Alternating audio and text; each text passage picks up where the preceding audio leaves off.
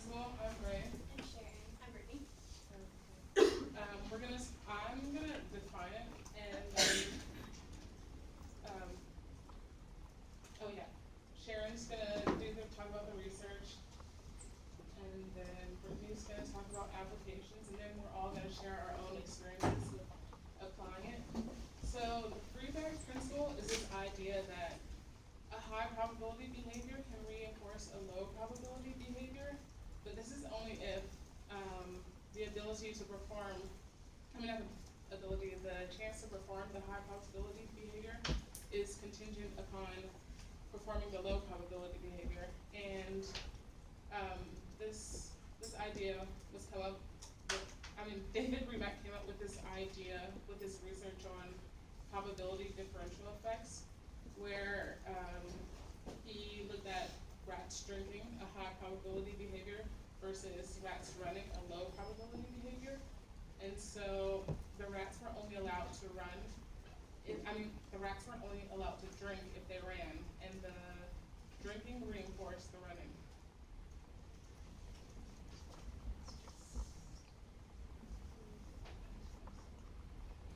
And this video is gonna kind of further explain it.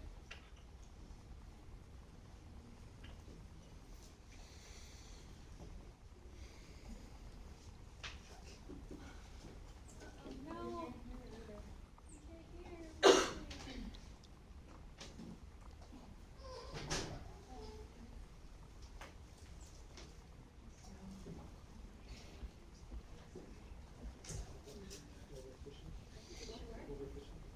PREMACK was a psychologist in the 1950s and 60s who became interested in studying the internal motivation for particular behaviors. PREMACK argued that when you consider all of the possible behaviors you might do, such as when you are presented with free time, you could rank order your preference for each behavior, depending on your personality and needs at the time. For example, some people might choose to read a book during their free time, while other people would choose to watch a movie instead. If reading is your favorite activity, normally you might choose to read, but you also might want to take a break if you just finished reading a really long book, and instead do something else like take a walk. Our intrinsic motivation for a particular behavior can therefore change depending on the situation, our mood, or what we've been doing recently. While most people don't consciously rank order which behaviors they generally prefer over others, PREMACK said that if you observe another person's life, the behaviors that occur more often, or the higher probability behaviors, are probably the behaviors that person prefers. For example, one thing that needs to be emphasized from this video is that high probability behaviors and low probability behaviors, they're all relative. So what may be a high probability behavior for me may not be one for you. Eisenberg, Cartman, and Trapner, a few years later, they sort of extended the PREMACK principle because they realized that one of the things that makes it effective is the response suppression. So the subjects weren't allowed to do the high probability response because it was contingent upon the low probability one. The way they put it was, any response A can reinforce response B if the rate of A is suppressed below the normal amount it is performed. So response suppression increases the drive to do the low probability behavior because they have a higher desire to engage in the high probability response. Okay, so there's a lot of research and experiments on this, and we kind of experiment with it in our everyday lives. And if your parents have ever said to you whenever you're like in your room and you get an allowance, that's a type of reinforcement using this kind of technique.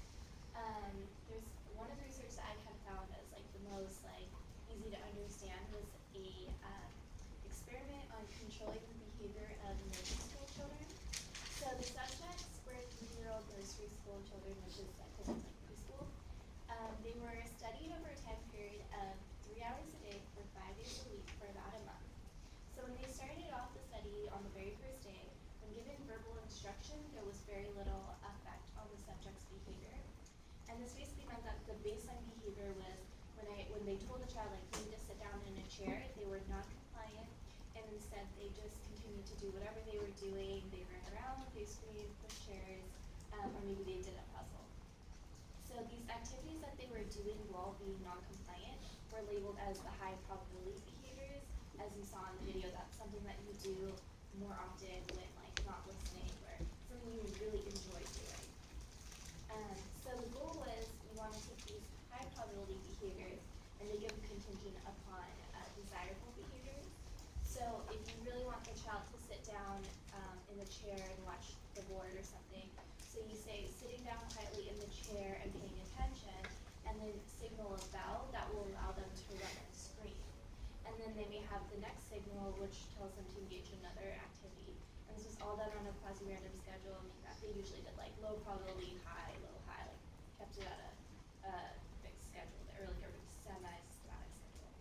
So later, subjects earn tokens for the low probability behaviors, so they can buy the opportunity for the high probability behaviors in order to get them to be like a little more like engaging and more controlled. So overall, they did find that after the study was over, that the students or children were more easily controlled. They also found that the most high probability behaviors were normally the ones that we suppress by punishment in a school setting. So they were able to extrapolate this into other high probability behaviors. So maybe you punish a child for kicking a wastebasket, and this wasn't observed when they were doing their student behavior observations, but they did find that this could be used as a high probability behavior to be a reward. Another study that's like kind of a short one, but the one that was done by David PREMACK himself also involved children, and basically it was he took a bunch of children and said, do you really like eating candy or do you like playing with a pinball machine? And so based on these responses, he said, okay, we'll do two conditions. So you were supposed to either play the pinball machine and then you could eat candy. But what he found was only if you liked eating candy more was that a high probability behavior reinforcement. So children who didn't like eating candy more, it gave no real effect on their behavior and vice versa. By the way, since that wasn't on the slides, you don't have to know it, it's just for us to extrapolate from.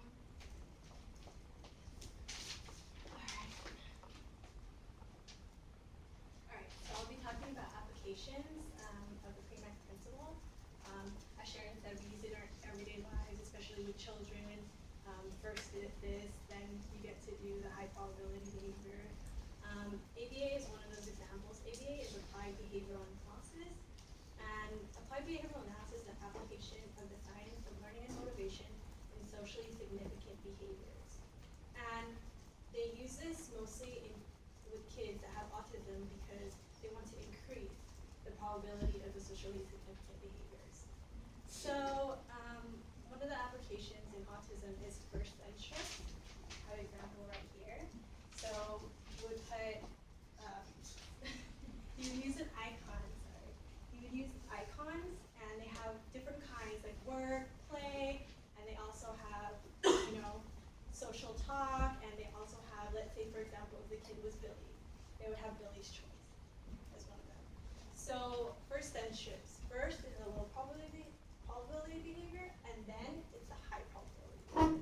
So for example, first work, then play. So if I were to put first play, then work, would this be PREMACK Principle? No, because the high probability behavior should be the one reinforcing the low probability behavior. And the social significance of this is that it teaches children delayed gratification and how to generalize different situations. So that's what you want to do with kids that have behaviors or kids that have autism, is you want to reinforce those socially significant behaviors with behaviors that are not so socially significant. For example, if a kid with autism was, stimming on a toy and just looking back and forth at the wheels of the toy, and you'd rather have them like socially play with another child, you could say, first you can play with this other child for a minute, and then you could have your free choice. This can also be used with typical children, and it's often called grandma's rule, because grandma tells you eat your veggies and then you can eat dessert or you can eat ice cream.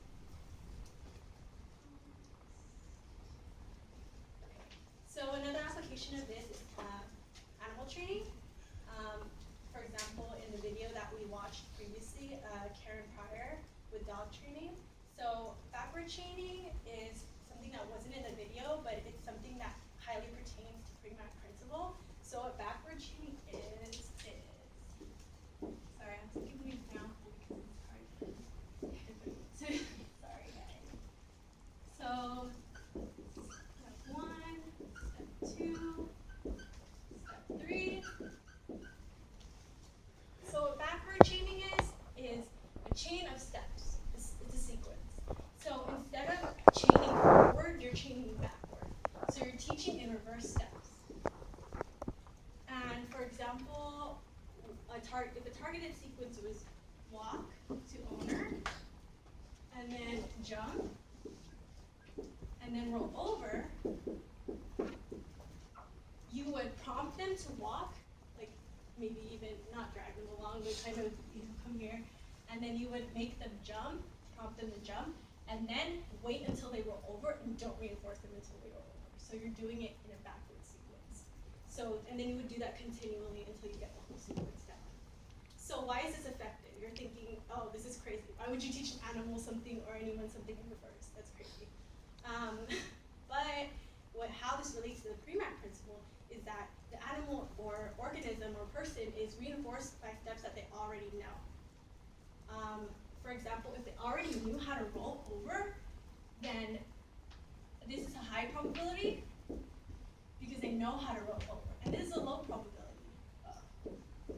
Sorry. And this is a low probability. So if they already know how to roll over, then they will be reinforced for this if they do this beforehand. So low probability to high probability, it's PREMACK principle. Experiences. So for me, I decided to do studying and like watching Netflix or Hulu or something. So my high probability behavior was like watching videos and shows, whatever, and studying. I studied for an hour. I could watch it, and at first it was kind of rough because like you really need willpower to make it happen. But eventually it did work, and I may still like use that. So I tried to use it more in implementing it into my diet, and like I'm the kind of person that's really sweet tooth, so I always like dessert. But then I never eat like a lot of vegetables, so I told myself if I eat like a plate or like a bowl of vegetables, that day I could have dessert. So for me, I did it for 2 weeks, and the first week, I guess like I was trying to get used to it, and the second week I told myself that I have to do it every other day. And I guess like it did work, like I did do it every other day, I ate my vegetables and ate dessert. But for me, I still feel like I needed more time on it, so I feel like based on a lot of the research, a lot of people do it over a month. And if you're trying to implement it, it may be better to like set a fixed schedule and try to like keep at it for a longer time. You probably have a better chance of keeping it going than I did. So mine was working out for 2 hours, and then I get to watch this show on Netflix that I really like. It's called Revenge. I don't know if you guys heard of it. It's really addictive. Okay, so I'm highly reinforced by Revenge. It's like top tier in my probability. So so that was a really good reinforcer for 2 hours, and like we said earlier, it's highly individualized and highly relative to who you are. So not that many people would think that one show is enough for you to work out for 2 hours, but for me, I was already working out for 1 hour, so 2 hours was not that bad in order to get this like high reinforcement. So that's another example of how this is relative and towards the individual.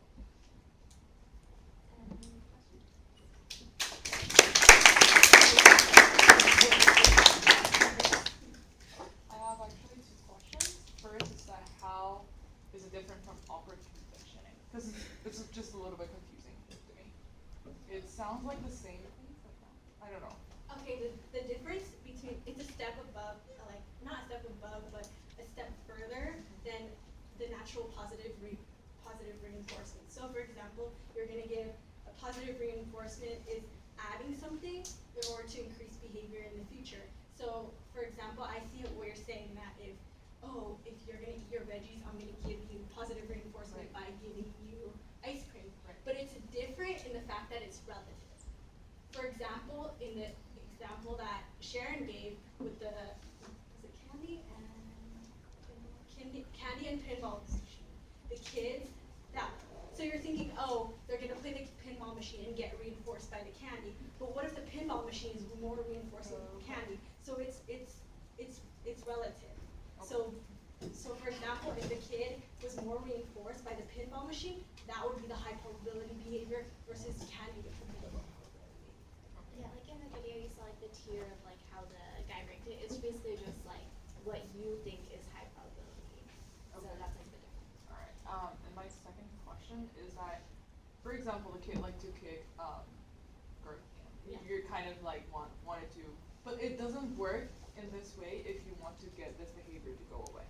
For example, you can tell them that, okay, you can work on your homework for 2 hours and you can do whatever they want, and they go ahead and just, I don't know, like kick anything that went wrong, then wouldn't it be that it will have a bad influences just because they do something good just because they want to do something bad? Well, the purpose isn't really to get rid of a bad behavior, it's to get a good behavior, and even with like the rat thing, it was just to get like any, like, low probability behavior. Can I just, sorry, can I answer your question? Yeah. For example, I do behavioral therapy for autism, and for example, if a kid is just jumping and going crazy, what we do is we want it to be controlled on our terms. So that's the difference. If you have a kid acting insane, like, and not paying attention to you, it's worse than having this kid telling them, you have to work first, and then you can jump this amount of time. Oh, okay. And then that's controlled